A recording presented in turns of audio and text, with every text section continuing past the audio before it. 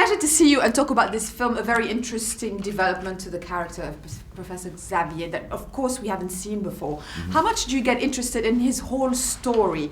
There's so much to dive into. Well, I've been lucky. I've managed to portray him now for 3 movies over a large period of his life, and from a very, very different starting point to where he is right now.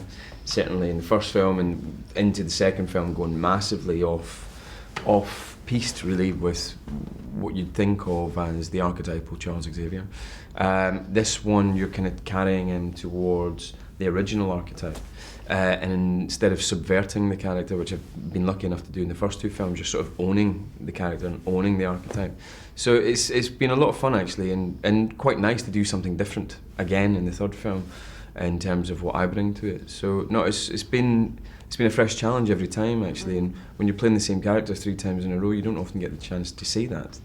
It's true, the 3 films feel like 3 different treatments of the character completely, yep. And I think that's a blessing.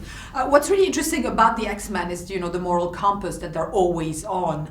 In this one as well, it's all about moral conflicts and the choices you make and everything. Do you find interesting all the subtext that comes with those comic books that are supposed to be for entertainment first? Yeah, totally. I think that the best entertainment is always stuff that's got value beneath it or subtext underneath the text. That would be yes. That would be what in the text. Subtext means, James. Yeah, it's got a little bit of something weightier feeling it, and I think that's what X-Men does really, really well as the kind of the fun, good time, summer blockbuster movie, which it definitely is. It's got strong emotional relationships that fuel it, and it's also got social comment underneath it as well, because it is about a minority. Mutants are a minority, and they are like immigrants in a way, because they are brand new to the world, and there's going to be love for them and there's going to be prejudice against them, and I think that parallel is pretty strong actually. Yeah, absolutely. The characters being so interesting makes for the actors being very talented. It's always a great group of people to work with. So how much does the ensemble contribute to the experience always being a great one? Oh, I mean, it's not really important to the audience, but it's great for us. Most of us have been working with each other for 6 years now, and we get on really, really well. But we were lucky in this one to have a whole bunch of fresh new blood, and very young blood as well. But really, it didn't feel like they were new at all within a very short space of time.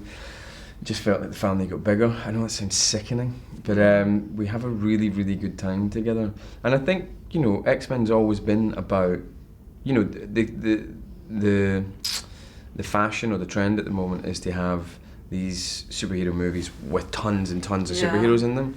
X-Men's always been that. Yeah, and it's always been versus. I mean, it's always been that since 2000, when the first one came out. But I think what's really special about it, it's not just teams of people who team up because they have a common cause. These are people who are family and who need to be together, and they're all they've got. And I think that's what gives it an extra emotional depth, is that it's about family. They've always been about family in a way, but this one particularly, actually one of the main themes of the film is about them realising that they actually are a family of sorts. Did pardon me, Patrick Stewart and Ian McKellen work very closely together throughout the first 3? And was it the same with you and Michael Fassbender? Yeah. Those characters are so intertwined. They are. I'd like to be able to do more with Michael, to be honest with you. In First Class, it was very much, that was something that we got to build. But in the last one and this one, I feel like, I want to do more, because we love working together and we get on very well, and I think we work well as actors together. But I could do with a little bit more Charles and Eric time.